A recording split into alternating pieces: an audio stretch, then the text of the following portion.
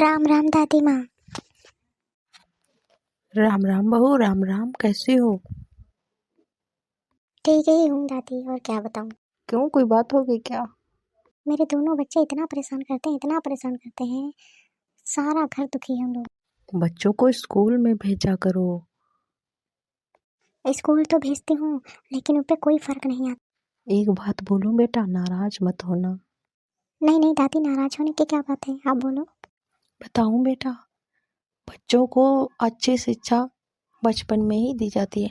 कहते हैं कि बचपन वो उपजाऊ भूमि है, जो उस समय जो बीज बो दिया जाता है वही आगे चल के फलता है।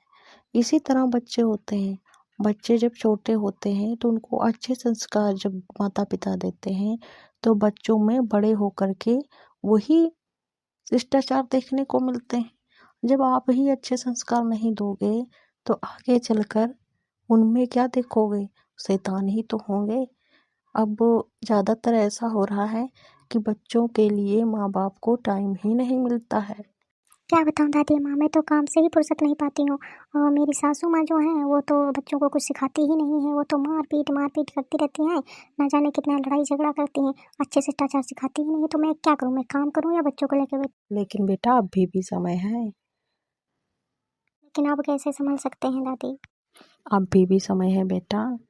समय यह है कि बच्चों को आध्यात्मिक मार्ग में लगाओ, ज़्यादा से ज़्यादा सत्संग सुनाओ। सत्संग का असर जानती हो? अभी मैं दिखाती हूँ। बेटा भोलू, यहाँ आओ। आ रहा हूँ दादी माँ। नमस्ते आंटी जी। नमस्ते बेटा, नमस्ते। बेटा भोलू, चेयर पे बैठ जाओ जाके। जानती हो बहू, ये मेरा पोता भोलू इतना शैतान था कि कुछ पूछो मत। सारे बच्चे परेशान रहते थे, लड़ाई झगड़ा में लगा रहता था। लेकिन जब से ये भक्ति में लगा है, संत रामपाल जी महाराज जी से इसे नाम दीक्षा दिलवाई और अब ज़्यादा से ज़्यादा सत्संग सुनता है, भक्ति करता है, पढ़ाई भी करता है। ऐसा नहीं कि पढ़ाई नहीं करता, लेकिन अब इसमें इतने अच्छे संस्कार हो गए हैं कि लोग देखने वाले कहते हैं ये लड़का बदल कैसे गया। ये तो संत रामपाल जी महाराज जी की दया का असर है, जो मेरे पोते को संभाल लिया अपनी शरण में लेकर के। बेटा, तुमने सत्संग से क्या सीखा है? लड़ाई झगड़ा क्यों नहीं करते हो? ऐसा क्या तुम्हें ज्ञान मिल गया? हमारे गुरुजी बताते हैं, ऐसी वाणी बोलिए मन को आपा को, औरन को शीतल करे आपो शीतल हो।